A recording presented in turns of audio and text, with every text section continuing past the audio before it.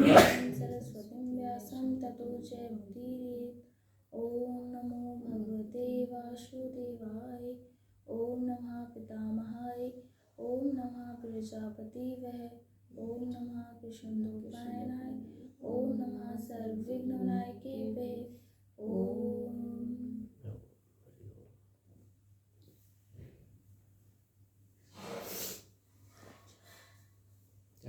Light.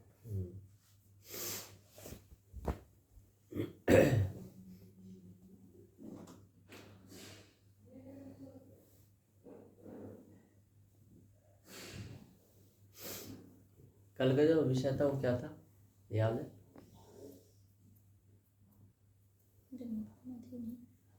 तुम आज बैठो, कल भी नहीं बैठो, तो बैठा तुम याद।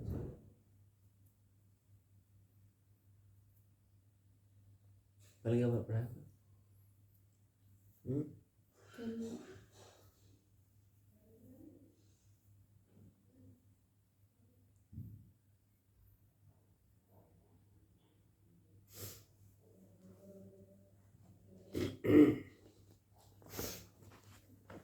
बोलो यार।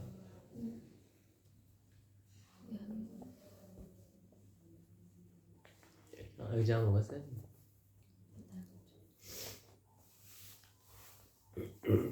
कांच का टुकड़ा याद है ना? कांच का टुकड़ा पैर में चुभ गया।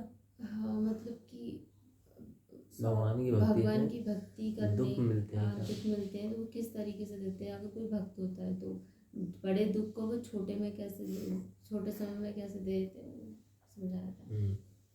तो उसी क्रम में हम आगे बढ़ते हैं। तो भगवान जब भक्ति में जब जो दुख मिलते हैं, अच्छा अब ये समझना बाकी है कि हम अपने कर्मों के फल भोग रहे हैं। एक चीज, या फिर भगवान ने एक जगह ये भी कहा कि अपि चेत दुराचारो भजते, मतलब जो परमात्मा के शरणागत हो जाते हैं तो भगवान उनके सब कर्मों को क्षमा कर देते हैं। मैंने इस व्यक्ति को मारा, निर्दोष को मारा, उसको दंड मुझे मिला, लेकिन मैंने पश्चाताप किया, प्रशासनिक रूप से मैंने उसको दंड पा लिया, या मैंने कुछ व्यक्ति ने जैसे नशादी किया हुआ है, मांस मच्छी खाई हुई है, ऐसी ऐसे की हुई, जुआ सट्टा खेला हुआ है, समाज में भ्रष्टाचार किया हुआ, बहुत सारी आपराधिक गतिविधियों में लिप्त है वो। तो ऐसा व्यक्ति यदि भगवान की भक्ति में बन आ जाए तो क्या प्रावधान है ना? जबकि नियम ये बना हुआ है, कर्मों का फल तो भोगना पड़ता है। नियम ये बना हुआ है, कर्मों का फल भोगना पड़ेगा, इसे बिना भोगे टाला नहीं जा सकता। तो भगवान की भक्ति से फिर क्या लाभ है? प्रश्न ये उठेगा। तो यहाँ पर पहले हम ये समझ लेंगे कि जब जो व्यक्ति अनन्यास चिंतयन्तो माम जना परिपास्ते तेषां नित्यं योगक्षेमं वहाम्यहम्। एक श्लोक ये है 1:18-66, सर्वधर्माणां परित्यज्य मामेकं शरणं व्रज अहं त्वां सर्वपापेभ्यो मोक्षयिष्यामि मा शुचः। कि तू संपूर्ण धर्म को त्याग कर, जो भी तुम्हारी बुद्धि है, जो भी तुम्हारी स्ट्रेंथ है, पावर है, जो भी तुम्हारी समझ जानकारी है, तो सबको त्याग दो, बाहर रख के। माम एकम, मुझ एक सर्वशक्तिमान परमात्मा की शरण में आता है, उसके संपूर्ण पापों को मैं क्षमा कर देता हूँ। क्या कर देता हूँ? जो व्यक्ति पापी से पापी व्यक्ति भी है और वो सब कुछ त्याग कर, छोड़ करके, अपना भला बुरा सब कुछ छोड़कर भगवान की शरणागत हो जाता है, तो भगवान कहते हैं कि उसके संपूर्ण जीवन की जिम्मेदारी तो मेरी होती है। दूसरी बात, उसने जो भी पाप किया ना, वो तत्क्षण क्षमा, तत्क्षण, इंस्टेंटली। तो क्या भगवान अपने भक्तों को जिसने अपराध किए हैं उन्हें दंड देगा? तो उत्तर आता है नहीं। बट हम ये कैसे जाने कि हम शरणागत हैं भगवान के या नहीं है? ये भाव है ना? काफ़ी लंबा विषय है, बहुत ध्यान सुनेंगे। तो भगवान ये देखेंगे कि चालू है हम शरणागत है कि नहीं है। कई सारे पॉइंट्स इसमें मिले हुए हैं, मिले जुले हैं। तो पहला पॉइंट क्या आ रहा है, जब हम भगवान की भक्ति में आते हैं और कोई पापी से पापी मनुष्य भी भगवान की शरणागत हो जाता है, और शरणागत होने के बाद में यदि वो कष्ट झेल रहा होता है, तो भगवान ने तो कहा कि भी मैं इसके सारे कष्टों को क्षमा कर देता हूँ, है ना। और एक और ये भी कहा है कि मैं इस जो जो कर्मों का फल तो भोगना पड़ता है। तो दोनों ही बात सत्य है। जो सामान्य जनता है उसके लिए विधान क्या है, कर्मों का फल तो भोगना पड़ेगा, है ना। जो सामान्य जनता उसके लिए क्या विधान है, कि कर्मों का फल तो भोगना पड़ेगा। हाँ, है ना। जैसे कि उदाहरण के लिए आप सामान्य व्यक्ति हैं, राजा के राजमंत्री में नहीं हो, तो आपने कोई पाप कर्म किया तो भोगना पड़ेगा। लेकिन सौभाग्य से आप मंत्री बन गए, अब भोगना पड़ेगा क्या, नहीं पड़ेगा ना। आप राजा के चहेते बन गए तो भोगना पड़ेगा क्या, नहीं पड़ेगा। लेकिन आप राजा के चाहते नहीं हो, लेकिन सामान्य व्यक्ति हो तो भोगना पड़ेगा, है ना। ये बात सत्य, तो वही यहाँ पर लागू होता है। लेकिन आप परमात्मा के भक्त बन गए हो, शरणागत बन गए हो, तब भी कष्ट झेल रहे हो, तब क्या माना जाए, तो फिर शरणागत नहीं होगा। चलो मान लिया शरणागत नहीं है, लेकिन मान लिया शरणागत है तब भी कष्ट भोग रहा है, दोनों कंडीशन हो सकते हैं ना। तो क्या है, तो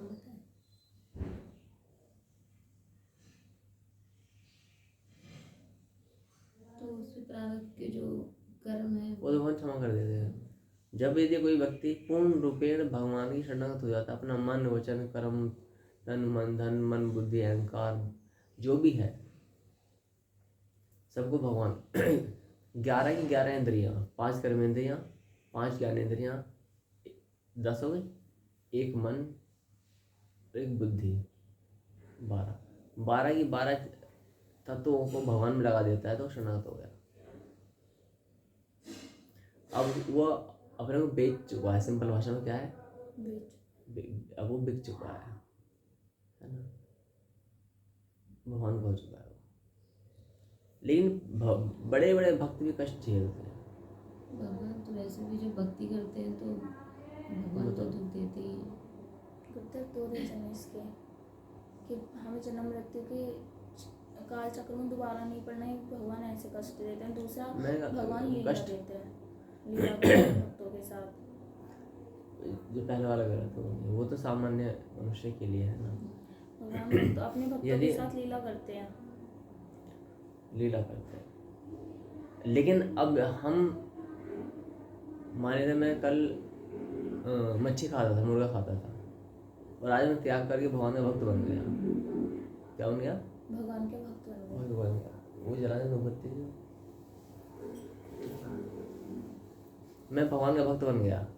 कल मैंने हत्याएं की हैं, बहुत सारी हत्याएं मैं करता था, और आज मैं भक्त बन गया और मैं कष्ट भोग रहा हूँ। तो ये लीला कही जाएगी या मेरे कर्मों का फल कहा जाएगा, ये समझना बाकी है। इसे 2 व्यक्ति जानते हैं, परमात्मा या वो भक्त। या तो परमात्मा जानता है या वो भक्त जानता है। सामान्य जनता क्या कहती है, सामान्य जनता का एक नियम होता है कि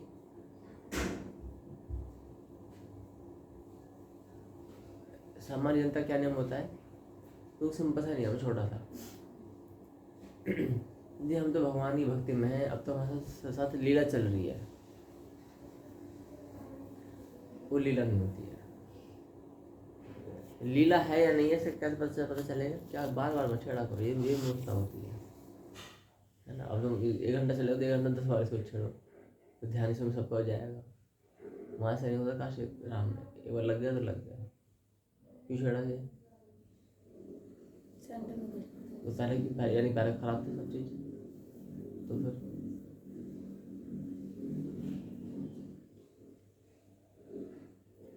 भगवान अपने भक्तों के साथ में लीला करते हैं सकते हैं, लीला करते हैं, वो लीला बड़ी अचरज भरी होती है, बड़ी सामान्य जनता के लिए दुखदाई होती है, लेकिन वो लीला तब है, जानते हो, वो लीला तब है जब भक्त उन दुखों से दुखी नहीं होता है, बल्कि उसे हर्ष उत्पन्न होता है। हर्ष समझते हो ना उसे, और उसे लगता है हे प्रभु आप दयालु हो। यदि भक्त तिल मिला गया है, तड़प सकता है, चिल्ला सकता है, आंसू आ सकते हैं, रो सकता है, दुखी नहीं हो सकता। अब ये रो रहा है, चिल्ला रहा है, इसका दुख से क्या लेना? दुख से लेना देना कुछ इस प्रकार से है। इसका मैं उदाहरण देना चाहूँगा भारतीय सैनिक का। किसका? भारतीय सैनिक। हम भारत में रहते हैं, हम भारत की बात करते हैं, भारत में रहते हैं ना, तो हम की बात करेंगे। तो भारतीय सैनिक को यदि गोली लगी है, वो दुखी हो जाए, वापस आ जाए, चिल्लाएगा मुझे बचा लो, मुझे बचा लो, मुझे बचा लो। होता होगा वहाँ पर 100 में से एक आध बोलता भी होगा मुझे बचा लो, मेरी बूढ़ी माँ है, मेरे छोटे छोटे बच्चे, कोई है नहीं करने खाने वाले मेरे सिवा, ऐसा हो सकता है। लेकिन जो अधिकांश जो सैनिक हैं वो ऐसा नहीं कहते हैं। उन्हें गोली लगी है, लेकिन वो अब फिर गोली लगने के बाद तो उनकी वीरता और बढ़ जाती है, क्योंकि उनको अब पता है ये पद मिलने जा रहे हैं, देश के लिए बलिदान होने जा रहे हैं। जो सपना के बचपन में देखा करते थे कि बहुत सारे सैनिक वहाँ बलिदान हुए हैं देश के लिए, राष्ट्र के लिए, भारत माता के लिए, आज वो दिन उनका आ चुका है। तो उनके अंदर प्रसन्नता होती है, उनके अंदर उन्हें भय नहीं लगता फिर। लेकिन सामान्य वो बात समझ आती है। उसी प्रकार से हम भगवान की भक्ति में हैं, और भक्ति में हो सकता है मेरा बाय के भांति दर दर भटकना पड़ जाए, मेरा बाय की भांति आपको लाछन लगने चालू हो जाए, मेरा बाय की भांति आपको 56 प्रकार के व्यंजन छोड़ करके, जो राजभोग होते हैं, राजभोग छोड़ करके आपको सामान्य प्रसाद में अपने जीवन यापन करना पड़ जाए। जहाँ दास दासियाँ आपकी चारों ओर सेवाएं करती थी मेरा भाई के, अब तुम्हें अपने सारे काम स्वयं करने पड़े, तुम्हारा कोई एक ठिकाना ही ना हो, कभी यहाँ कभी वहाँ, ऐसे हो सकता है ना, कोई ठिकाना ना हो।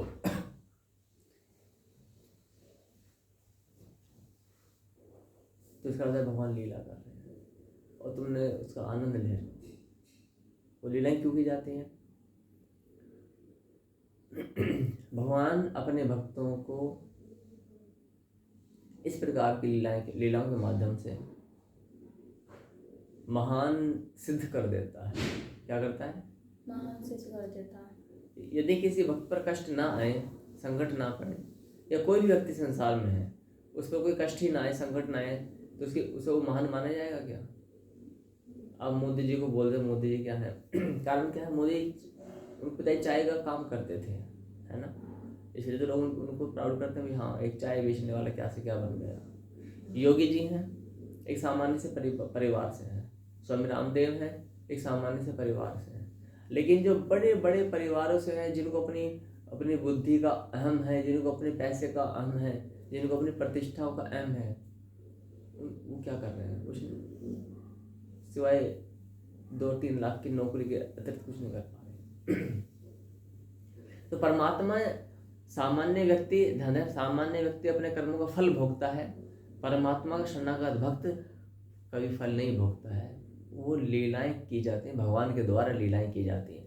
लेकिन हम जैसे व्यक्ति हम क्या सोच सकते हैं कि जैसे हम भक्ति में आए और कुछ समझ से अभी हम क्या कहेंगे, भगवान मेरे साथ लीला कर रहा है, मैं तो भगवान शरणागत हूँ। शरणागत नहीं है, अभी शरणागत नहीं है। शरणागत की प्राप्ति, शरणागत के 2-3 भाव होते हैं। जैसे कि परमात्मा भक्ति में आता है तो हम वही कथा सुनाते हैं ना कि मैं भगवान की भक्ति करना चाहता हूँ, महाराज जी मैं बहुत दुखी हूँ। तो महाराज जी ने पूछा क्यों, क्या हुआ बेटा, क्यों इतना दुखी है? तो बोले मेरी पत्नी ने मुझे छोड़कर चली गई। याद है, पत्नी मुझे छोड़कर चली गई, इसलिए मैं भगवान की भक्ति करना चाहता हूँ। महाराज जी ने कहा चलो मैं अगर कुछ उपाय कर दूँ तो तुम्हारी पत्नी वापस आ जाए तो क्या होगा? वो क्या बोलते हैं फिर उस समय कि फिर मैं इस नरक में कौन रहेगा, मैं इस नरक में कौन रहेगा? तो इसका अर्थ क्या है? हम शरणागत नहीं है, हम उस दुख से मुक्त होने के लिए यहाँ पर शरणागति बहुत हो रही है, रहा नहीं। इसके पश्चात में क्या भाव होता है? एक तो भाव ये हो गया, दूसरा होता है शरणागति का ये वाला भाव। दूसरा होता है कौन सा? कि हम आए तो हैं लेकिन हम पद प्रतिष्ठा आदि के लिए हम भक्ति माने, तो वो भी शरणागति का भाव नहीं माना जाता है। शरणागति का अर्थ होता है कि जीवन में अब इसके विपरीत कोई निर्णय लेने की शक्ति न रहे और सब हम द्वार बंद कर चुके हों, अर्थात हमारे पास में लाखों विकल्प हैं भगवान की भक्ति को छोड़ करके अच्छा जीवन जीने के। हम भगवान की भक्ति को छोड़ करके भौतिक रूप से अच्छा है, वैसे तो अच्छा नहीं है वो, भौतिक रूप से अच्छा और भव्य और आनंददायक जीवन जीने के लिए हमारे पास लाखों विकल्प हैं, लेकिन हम लाखों विकल्प को अपने आप बंद कर चुके हैं। क्या कर चुके हैं? बंद कर चुके हैं। बंद कर चुके हैं। एक में पंखा चला नहीं, एक में चला नहीं, ये धुआं उड़ जाएगा, फिर बंद कर दिया 2 मिनट में।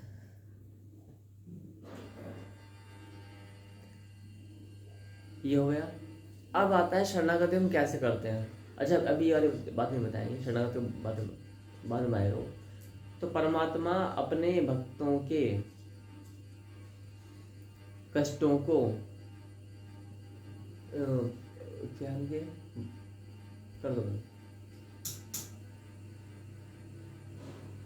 बस कर दो। परमात्मा अपने भक्तों के या सामान्य जनता के पापों को कैसे भुगतवाते हैं, है ना? किस प्रकार से भुगतवाते हैं?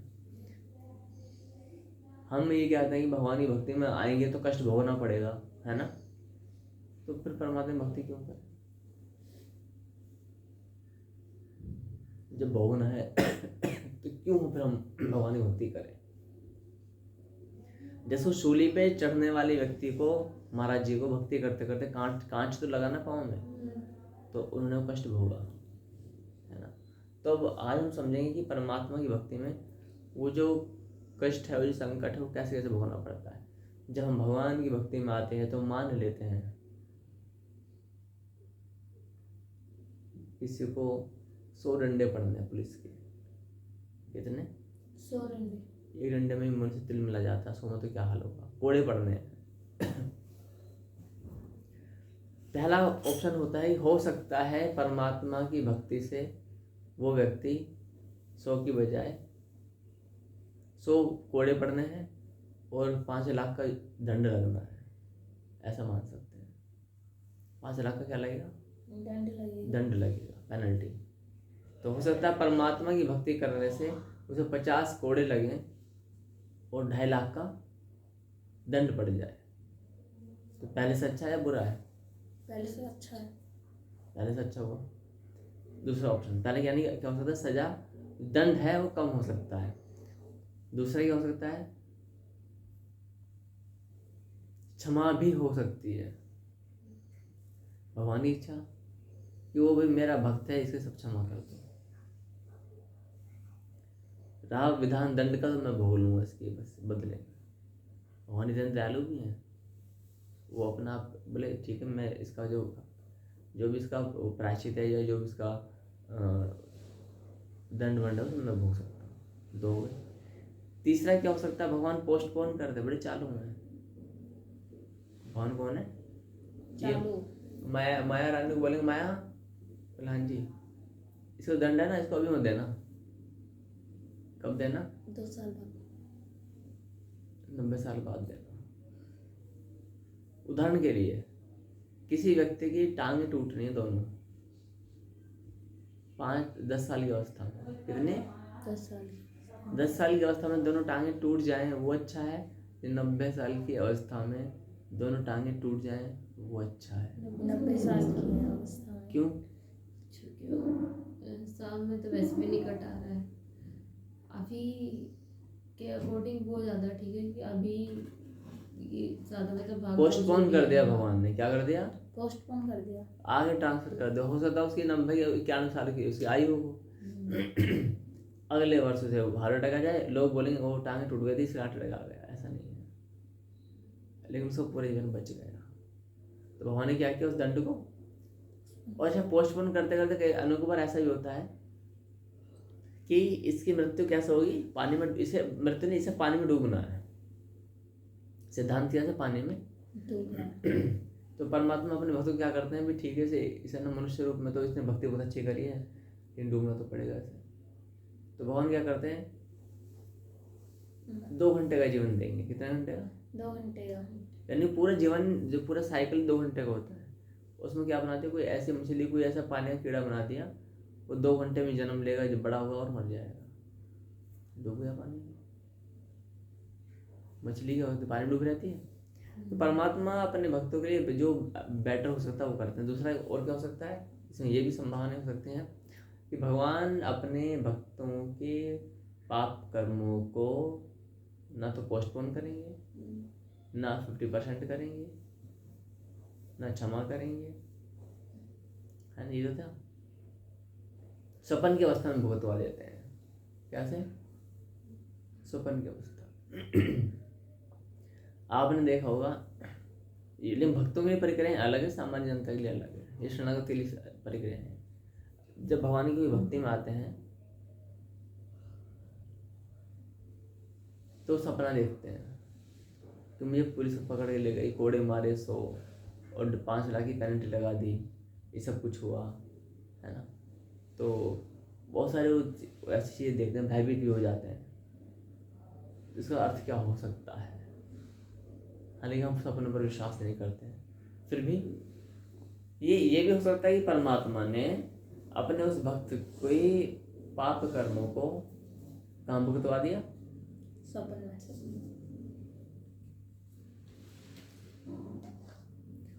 तू चिंता मत कर, तूने जो जो दंड किए हैं, पाप कर्म जो किए हैं, वो सपन की अवस्था में भोगेंगे। और सपन की अवस्था में भोगने पर भी उसे वही प्राचित दंड, वही दर्द होता है, वही दुख होता है। कर रहा उठता है, वो रो पड़ता है, कई बार उसकी आंखें भी खुल जाती हैं, चीखता भी है ना। तो यानी कितने भगवान ने उपाय बता दिए, 4। कौन कौन से। सबसे पहले भगवान अपने भक्तों को दंड देते हैं तो कम देते हैं, तो हाँ आधा कर दिया, हाँ आधा कर दिया। फिर उसको लीलाएं करते हैं, दूसरी लीलाएं करते हैं।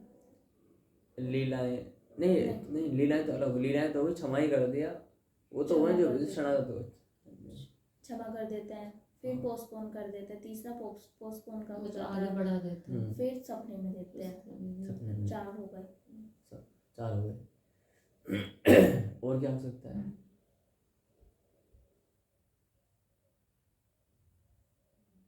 और हो सकता है कुछ खत्म ही कर देते हैं बिल्कुल।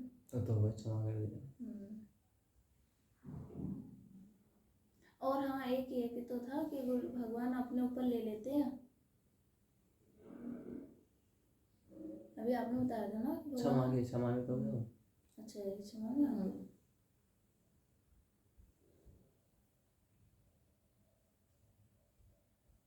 4 हो गए ना ये। तो 4 प्रकार से, एक बार मैंने 5 या 6 बताए थे, एक बार 5 बताए थे, 5 होते हैं। इसलिए पत्रिका लिखनी आवश्यक है। इस प्रकार से भगवान क्या करते हैं, अपने भक्तों के साथ में अपन सहायता कर देते हैं। भगवान पापियों को दंड तत्क्षण क्यों नहीं देते हैं, क्या कैसे नहीं देते, तत्क्षण। जैसे आपने पाप किया, ठीक है, आपने मांस मच्छी खाया, मुर्गा खाया, तो मुर्गा खाया तुरंत मुर्गा तुम्हें खा जाए, या मुर्गा कुछ बड़ा बन करके आए, है ना, वो मरा और एकदम शेर का जन्म लिया उसने, और रामगंगा नदी से आया तुम्हें खा गया। क्यों नहीं होता ऐसा, कोई कारण है इसका। आपने किसी का वध किया, उसकी आत्मा आए और तुम्हारा वध कर दिया। गुरुजी, भगवान समय देते हैं सुधरने का कि सुधर जाओ। ये तो कुछ है नहीं। तो इसका अर्थ पता क्या है, क्योंकि पश्चाताप। कारण क्या है, यहाँ पे एक कथा सुनेंगे हम किसी पिता पुत्र की। एक लड़का होता है अपने पिता का, वो पढ़ लिख करके बड़ा होशियार समझदार होता है और विदेश में पढ़ाई लिखाई करने के लिए जाता है। विदेश में नहीं बल्कि मुंबई मान लो। कहाँ पर? मुंबई। वहाँ पर जो जाता है, था तो धार्मिक बच्चा वो, लेकिन कुछ होता है कि संगति कुछ पड़ जाती है और उसे एक व्यक्ति से उसकी मित्रता हो जाती है, बहुत अच्छी। और जो मित्रता हो जाती है तो वो मित्रता जब होती है तो वहाँ पर किसी कारण से थोड़ी सी कहासुनी कुछ हो जाती है, उसी मित्र से हो जाती है। मित्रों में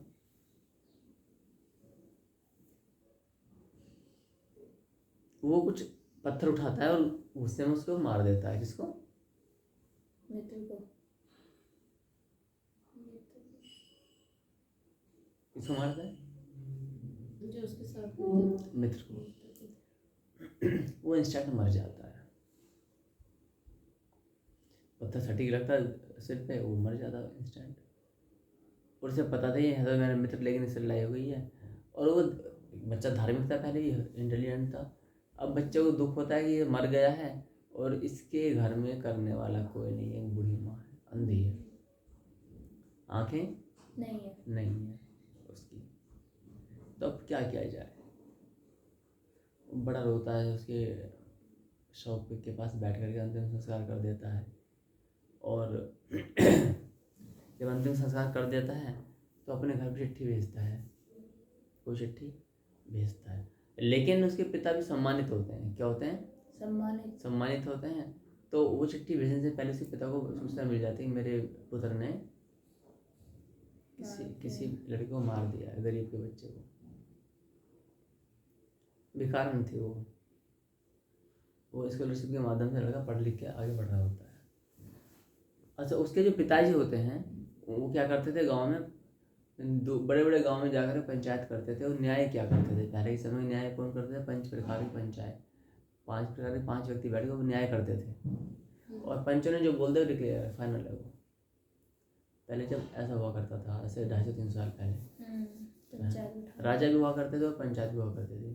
ठीक है, तो 5 व्यक्ति बैठे, उसी पंचायत को बोलते पंच।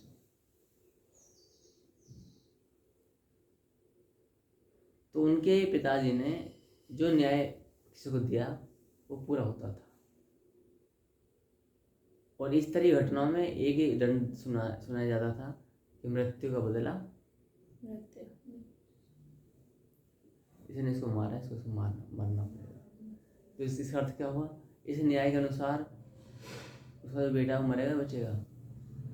इसके अनुसार तो मरेगा ना। पुत्र को पता था कि मेरे पिता मुझे छोड़ेंगे नहीं। ठीक है, मेरे पिता मुझे छोड़ेंगे नहीं। ये बचपन सुनता था, मृत्यु को बदला मृत्यु। तो पिताजी को एक लेटर लिखता है, उसमें कुछ लिखा रहता है। पिताजी से पढ़ते नहीं है क्योंकि उनको तो न्याय। अब यदि वो अपने बेटे को ना मारे तो उनकी छवि बनेगी या बिगड़ेगी ना।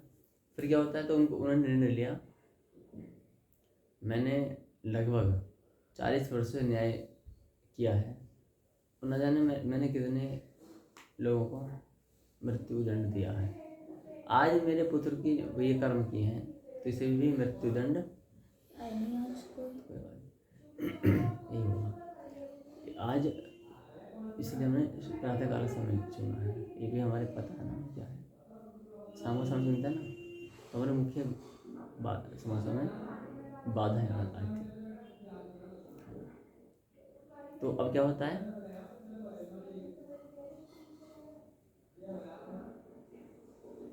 हाँ उसको पता था कि मरना तो है। तो पिताजी जब बोले गोली वो तैयार कर लिया अपने गन वन, और यदि मैं नहीं मारूंगा तो मेरा अपमान होगा पूरे जगत में कि अपने बेटे की बारी आई तो तुमने न्याय बदल दिया और दूसरों बेटों को आपने मरवाया है। तो उसने पिता ने सोचा कि मैं जीवन तो जीऊंगा लेकिन मैं अपने इस न्याय प्रक्रिया पर कलंक नहीं लगने दूंगा।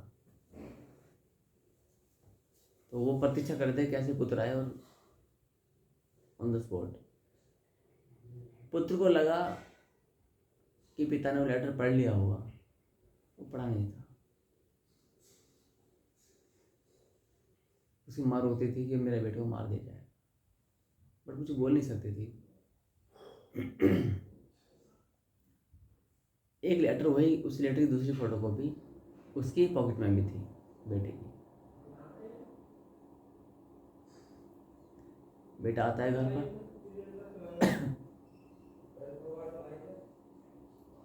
पिता ने देखा, बीच में नहीं बोलते हैं। मैं सोची आप शायद हमें बोलने लगे। जैसे बेटा आया, रिवॉल्वर निकाली, मार दिया, मिट्टी गिर गया तुरंत नीचे, थोड़ा तड़पा मर गया। दुख तो पिता को हुआ। उसके बाद में से इसके कपड़े वगैरह बदले, मुझे पिता कपड़े बदल रहे थे, एक लेटर निकला। उसमें क्या लिखा हुआ था? पिताजी, गलती से मैंने इस लड़के को पत्थर मार दिया, और मेरा इसको जान से मारने का मन तो कभी था ही नहीं, मेरे मित्र था ही। वो पत्थर कहीं ठीक जगह लगा तो मृत्यु हो गई। ये भिकारन का बेटा है, विधवा का, अंधी माँ है इसकी। तो मैंने सोचा आप तो संपन्न है, धन संपत्ति सब कुछ। मैंने निर्णय लिया कि जब तक भी इनकी माँ की जीवन है, मैं इनको वही बेटा बन के इनकी सेवा करूँ। एक तो अंधी और एक पैसा है नहीं, पहचान तो पाएंगे नहीं है कौन है। हाँ, आवाज़ का थोड़ा सा अंतर होगा, व्यवहार का थोड़ा अंतर होगा, धीरे धीरे। हालांकि मैं एक राजा के घर में पला हूँ, ये भिखारन है, तो मुझे आता नहीं रहना, लेकिन मैं सीख जाऊँगा। लेकिन मैं इस बूढ़ी माँ की सेवा करूँगा, मैं इस बूढ़ी माँ की सेवा करूँगा।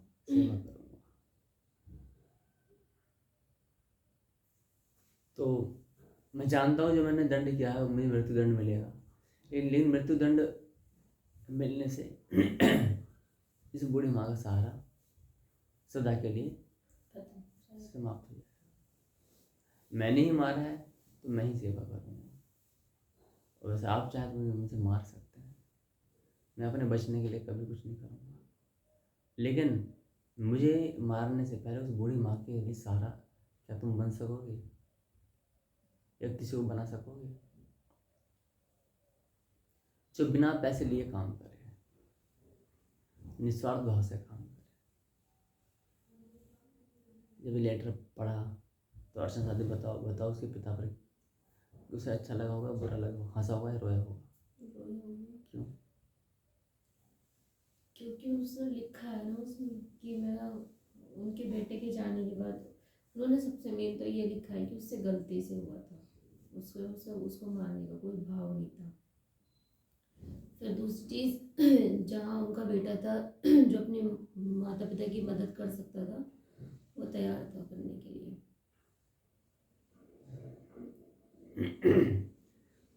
मारने से क्या हुआ? उनके पिता के पास ऑप्शन तो था ही नहीं कोई। अब यानी कि वो तो गए ही हाथ से, उनकी बूढ़ी माता वो चली जाएगी। तो जब उसका पिता रोने लगा, हिड़ गया मार मार, उसी प्रकार से वो पिता है, गलती कर सकता है, परम पिता परमेश्वर, यदि वो अपने बच्चों को चांस ना दे। इसलिए पापी जन जो होता है ना, वो अपराध पर अपराध करते रहते हैं, अपराध पर अपराध करते हैं। तो परमात्मा क्या करते हैं उसको, ठीक है अब सुधर जाएगा, अब सुधर जाएगा, कोई बात नहीं, अब सुधर जाएगा। और ये सत्य भी है, जब उन पापियों पर संकट आता है तो मंदिरों के द्वार पर आते हैं, भगवान के द्वार पर आते हैं, और भगवान सोचते हैं चलो अब ये मेरे मार्ग में आ रहा है। लेकिन जैसे ही इसको वो संकट थोड़ा सा कम हुआ या समाप्त हुआ, वैसे भगवान को छोड़ देता है कि भगवान से वो व्यापार कर रहा है। क्या कर रहा है? व्यापार कर रहा है कि ठीक है भगवान तुम मेरे दुख दूर कर दो, बस उनका यही पूरा कार्य होता है। तो भगवान यदि पश्चाताप, तो भगवान क्या करते हैं, यदि कोई पश्चाताप भी कर लेता है तब भी क्षमा कर देते हैं। आप कितने से भी बड़े पापी क्यों ना हो, यदि आपने पश्चाताप कर लिया, और पश्चाताप का अर्थ पता है क्या होता है? इस संसार में कोई ऐसा नहीं जिसने पाप ना किया हो, है ना। अभी मैं क्या कह सकता हूँ, तुम संसार के सबसे बड़े पापी हो, और मैं तुम्हारे पापों को याद कर करके या दूसरों को सुना सुना करके या तुलना करके बड़ा प्रसन्न हो रहा हूँ। मैं कह सकता हूँ कि तुम बहुत बड़े पापी संसार के, और तुम्हारे पापों को याद कर करके या तुलना करके या औरों को बता करके बड़ा प्रसन्न हो जाऊँगा, हो सकूँगा। 70 जो भी 800 करोड़ व्यक्ति हैं, ये भी कुत्ता बिल्ली पशु पक्षी सब पापी हैं। लेकिन जब हम औरों के पापों को देखते हैं तो 3 उंगलियां इसे संकेत करती हैं, अपने को देखो ना, है ना।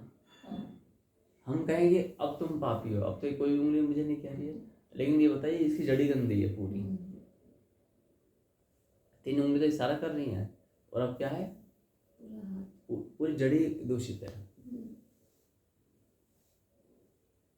पूरी जड़ दूषित है। तो इसका अर्थ क्या हुआ कि जब जब हम पापों को व्याख्यान करते हैं तो परमात्मा ये कहते हैं कि तू चिंता मत कर, प्रायश्चित कर। प्रायश्चित का अर्थ होता है कि तू उस दुख को जो योग्य व्यक्ति हैं, भक्त जन, उनको बता।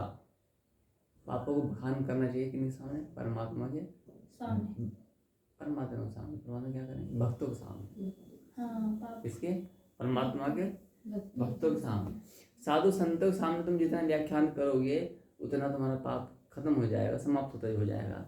सामान्य जनता के सामने व्याख्यान करोगे तो तुम नष्ट हो जाओगे। अंतर समझ रहे हो ना? सामान्य जनता के पास कुछ है ही नहीं तो तुम्हें क्या लाभ मिलेगा? मिलेगा कुछ? तो खुद पापी है। साधु संतों के पास में अगर तुम सानिध्य में रह करके करते हो तो इसका लाभ ये मिल सकता है, पक्का नहीं पता, यदि साधु संतों ने उस पाप को किसी से कहा या हल्का से मन में रखा तो उनका वो पाप कटेगा और उनका पुण्य मिलेगा। ये अंतर है। ऐसा नहीं साधु संत को सुना दिया और साधु संत ने सुन करके उसको हवा इग्नोर कर दिया तो कुछ नहीं होने वाला। लेकिन साधु संत ने सुना, जैसे तुमने मान लिया कि हाँ मर्डर किया है, हत्या की है, और मैंने बोला अरे वो तो बहुत बेकार व्यक्ति है, मर्डर करा था उन्होंने, ठीक है, तो ये क्या हुआ? मैंने निंदा करी ना उनकी, तो इस निंदा के फलस्वरूप क्या होगा?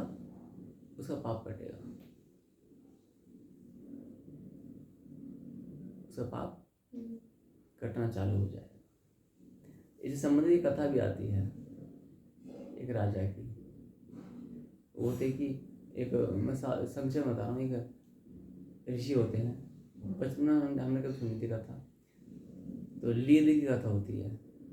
एक साधु संत होते हैं, वो उसे दिखाते, देख राजन तेरा अगले जन्म जो है ना इस तरह का होगा कि तू ये बनेगा, और ये लीद गधे घोड़े का जो गोबर होता है, जो ये घोड़े का गोबर होता है तो उसे अगले जन्म में खाएगा। बोले मैं तो मनुष्य होगा, कीड़ा बनेगा ना। क्या बनेगा? कीड़ा। वो इतना सा कीड़ा होता है। बोले ये जो पूरा है, पूरा पहाड़ दिख रहा है ऐसा करो ऊपर तक, ये सब तुम्हारा भोजन है। बोले है महाराज। तो बोले इसे कितना टाइम लगेगा? बोले ये युगों की बात है, ये तो युगों की बात है। बोले ये तो मिट्टी बन जाएगा, सड़ जाएगा, गल जाएगा। बोले तुम्हारे भाग्य में है तो है, घोड़े तो ना मर जाएंगे, मिट्टी ये तो बनेगा, या घोड़ा जाती तो समाप्ति नहीं होगी ना। घोड़ा समाप्त हो तो कुत्ता बिल्ली तो है ना, ये मिलना है तेरे भाग्य में। तो बोले क्या करूं? तो बोले तो एक काम कर, अपने पापों को ऋषि मुनि साधु संतों के पास जाकर व्याख्यान कर, अपने आप से गीत गा, मैंने ये पाप किया, मैंने ये पाप किया। साधु संतों के पास में गया, वो जैसे कुंभ का मेला है, वो अपने पापों को व्याख्यान कर रहा है, उसके पापों पर कोई ध्यान देने वाला है नहीं। वो फल फ्रूट देता है, महाराज जी मैंने ये पाप किया, महाराज जी मैंने ये पाप। बेटा कोई बात नहीं, बहुत अच्छी बात है, भगवान भक्ति करो। मन में कुछ हुआ ही नहीं, जब क्या करें? तो वो दुखी हुआ। बोले महाराज जी मैंने बताया लेकिन कुछ तो हुआ नहीं। बोले अब बताओ देख कर। बोले तुम्हारा तो पाप वही का वही है। बोले ऐसे साधु संत चुनो जो भक्ति में तो हों लेकिन वो उनके मन में थोड़ा सा भी विकार है, हीन भावना आ जाए। पापी को देख, पाप से डरना है, पापी से नहीं डरना है। आप समझते हो क्या? कोई व्यक्ति हत्यारा है, कोई मर्डर करने वाला, उसे सावधान तो रहना है, डरना माने सावधान रहना है, लेकिन तुम उस पापी से घृणा मत करो, उसके उस पाप से घृणा करना है। कोई दारू मुर्गा मांस मच्छी खाने वाला व्यक्ति है, तुम उसे घृणा मत करो, उसके उस पाप से घृणा करनी है। यदि वो पाप छोड़ दे, हट जाए, तो वो पवित्र है ना। तो वहाँ पर क्या बोले कि महाराज तुम्हारी आयु भी कम है, एक काम करो, ऐसे साधु संत देखो खोजो जो तुम्हारी चुगली निंदा कर सके या मन में विकार ला पाए, बस। अब चुगली निंदा तो मालूम पड़ जाएगी, मन में विकार कैसे मालूम पड़ेगा? तो मन का विषय है ना, मन में हीन भावना आ जाए, तो बोले तुम खोजो। तो अपने सैनिकों को दौड़ाता है, बोले ऐसे साधु संत को दौड़ाओ। ये जो हो रहा है ना, ये 7 साल का परिणाम है। तो घूम भी सकते हो ना, लेकिन मोटी बुद्धि है तो ज्ञान किसको दिया जाए? जो 7 साल में न सीखे, अब कैसे सीखोगे? मैंने घूम देखो, अंतर तो वही क्या है शब्दों का, है ना, घूमने में ये। तो उसने बड़ी कठिनाई से ऐसे साधु संतों को देखा, चुना कि जो निंदा कर दिया करते थे समटाइम्स, और क्या करते थे, मन में विकार लाया करते थे। क्या लाते थे? मन में विकार। तो मन में जैसे जैसे विकार लाए, तो उन्होंने उसका पूरा चिट्ठा खोलना चालू कर दिया। जैसे जैसे उनकी निंदा चुगली या विकार लाते गए, वैसे वैसे क्या हुआ, उनका जो लीड है ना, लीड गोबर का, गधे का, घोड़े का, कम होता चला गया, कम होता चला गया और बंद कर दिया। और कुछ ही वर्षों में वो पूरा दिखाते कि जैसे जैसे उसको पता चल गया कि अच्छा ऐसे साधु कहाँ पाए जाते हैं, जहाँ पर प्रियतमा का भाव नहीं होता, जहाँ पर मोक्ष का भाव नहीं होता। मोक्ष भाव में भी सब कुछ समाप्त होता है, ऐसा नहीं है। मोक्ष भाव बहुत परम, बहुत उच्च लेवल का है, जहाँ पर मुझे स्वर्ग चाहिए, मुझे ऐश्वर्य चाहिए, मुझे गाड़ी घोड़ा बंगला मकान रंग रूप माता पिता पुत्र पुत्री पति पत्नी चाहिए, वहाँ पर ये सब ईर्षा द्वेष चुगली ये सब चलते हैं, निंदा आदि चलती है। तो जैसे जैसे वो अपना व्याख्यान करते, उसका काम क्या था जानते हो? घोड़ा निकाला कि मैंने ये कर्म किया है, मैंने ये कर्म किया है, मैंने ये पाप कर्म किया, सारे पापों व्याख्यान सामान्य जनता के सामने नहीं, इनके सामने, साधु संतों के सामने, वो भी कौन से वाले जो थोड़े से कमजोर थे, है ना। तो अब वो व्याख्यान करते थे। इसका चुगली निंदा करने का तात्पर्य होता है कि उनके जो राजा के पाप है वो किसके ऊपर आ रहे हैं? साधु संतों के। और उनमें पुण्य कहाँ जा रहा है? तुम बताओ, तुम्हारी तरफ नहीं, उस राजा की तरफ। तुम्हारी तरफ कैसे आएगा? ना हाँ, तो मतलब कहने का मतलब वही है कि उनकी तरफ जो और वो राजा है ना, तो उनकी तरफ जा रहा है। तो ये ट्रांसफर किसका होता है? पाप और पुण्य का। ये सत्य है कि जो ना तो कभी पाप समाप्त होता है, ना कभी पुण्य समाप्त होता है।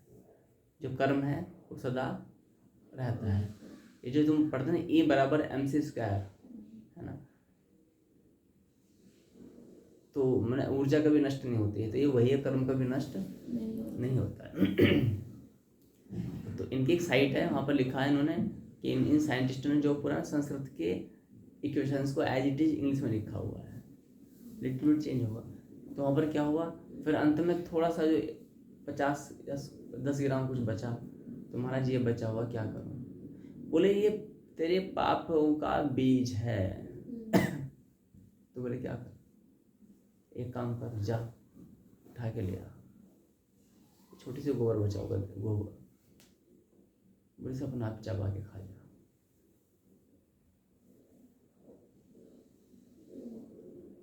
100 ग्राम 50 ग्राम इसे अपना आप चबा करके खा जा। बीज है। बोले बीज क्या है? बीज ये है कि जब तो बिल्कुल शुद्ध अवस्था में था, पवित्र था, तो जो तेरे अंदर से पाप कर्मों का विचार जो उठा, वो उठा क्यों, किस कारण से उठे, उसका बीज है। तो इस प्रकार से भगवान क्या करते हैं कि कर्मों का जो फल होता है ना, वो इस प्रकार से इधर से उधर उधर से उधर चलता रहता है ना। इसमें आया। तो भगवान यदि अपने जो पाप करने वाले व्यक्तियों को तत्क्षण दंड दे देंगे, तो भगवान तानाशाह हो गए, तो उनको सुधारने का मौका भी नहीं मिला ना। इंस्टेंट तत्क्षण यदि दंड दे दिया तो मौका मिलेगा नहीं मिलेगा। आपने किसी को गोली मारी उसने आपको मार दिया। इसलिए क्या होता है भगवान कभी भी बड़े से बड़े पापी को भी एकदम से, अच्छा कई बार हम देखते हैं कि किसी ने किसी को मार दिया और उसको तुरंत दंड मिल गया, तो ये हम नहीं जानते हैं कि वो पिछले जन्म का कर्म भोग रहा है या उसका नया कर्म बन रहा है ना। ये भगवान के हाथ में। समय बताओ क्या होगा।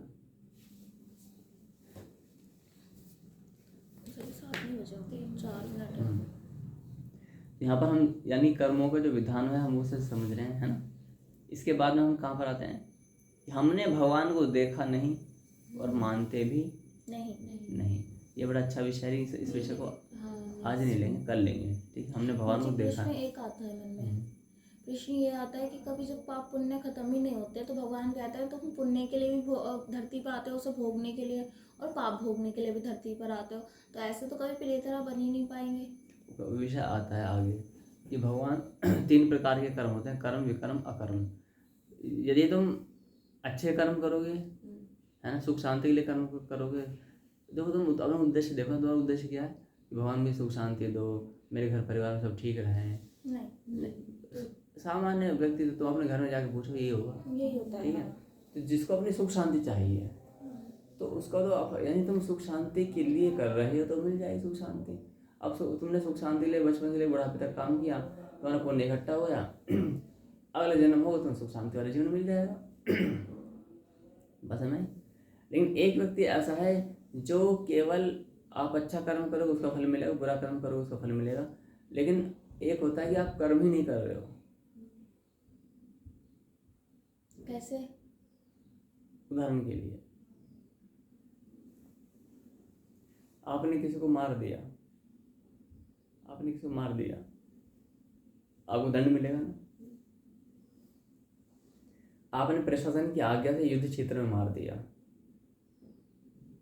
तो ट्रॉफी मिली। सामान्य को नहीं, वो तो बड़े विशेष काम में मिलते, सामान्य को कुछ नहीं मिलेगी। उनका जॉब है, वो क्या है, जॉब। जैसे आप ऑपरेशन करते हो, है ना, तो मेरे ब्लेड, यदि हम ब्लेड चलाने के पीठ पर दंड मिलेगा। उस चलाते रहते तो उन्हें अवार्ड तो नहीं मिलता है। मिलता है क्या? सैलरी मिलती है, जो उनको राइट्स बनते हैं, बस ये तो होता है। तो यदि वही कर्म, क्योंकि क्यों मिल रहा है उनको, वो जो यानी कि उनका जो कर्म है ना ब्लेड चलाने का, छुरी चलाने का, पेट पर या कहीं पर भी शरीर पर, वो डेली छुरी चलाते हैं और अंदर से नहीं काटते हैं, पेट के अंदर भी, बॉडी के अंदर भी कटिंग कर देते हैं।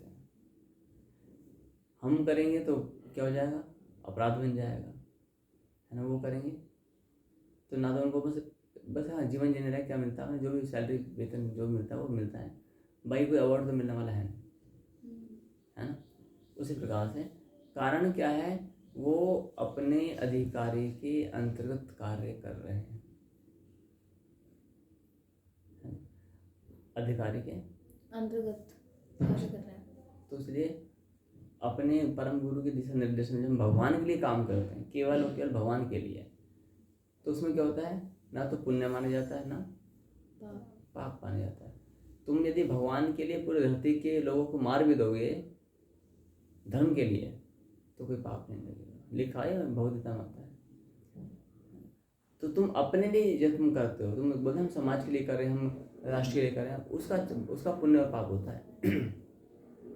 तुम ये राष्ट्र भक्ति कर रहे हो, तुम राष्ट्र के लिए लड़ रहे हो, ठीक है तो अच्छा, लेकिन इसे माना जाता है पुण्य में। किसे में माना जाता है? इसका हाँ, तुम पुण्य करोगे, तुम अच्छे अच्छे लोगों को भोगोगे, 50 करोड़ साल तक तुम वहाँ पर रहोगे, उसके बाद दोबारा मनुष्य बन जाओगे। क्यों? आपने देश के लिए अपने प्राण बलिदान कर दिए थे, अच्छा काम किया था, इसलिए। लेकिन मोक्ष नहीं मिलने का, मोक्ष मिल जाएगा कैसे, यदि वो जो सैनिक हैं थोड़ी सी विधियाँ बना लें, उन्हें मोक्ष मिल जाएगा। आपने सुना भी होगा कि पता नहीं कि भारतीय भूमि वहाँ पर कोई सैनिक आज भी रक्षा करता है मरने के बाद। सुना तुमने कभी? तुम अच्छे मित्र जाओगे, अच्छा ऐसे मर गया लेकिन आज भी रक्षा करते हैं उस क्षेत्र में, सारी इन्फॉर्मेशन उनके पास आ जाती है, लोगों के पास कि ये लोग ऐसा कर रहे हैं। तो इससे ये भी सिद्ध होता है कि मोक्ष का तो कोई लेन देन है नहीं इसमें, तो मोक्ष का लेन देने के लिए अलग प्रक्रिया होती है। ठीक है,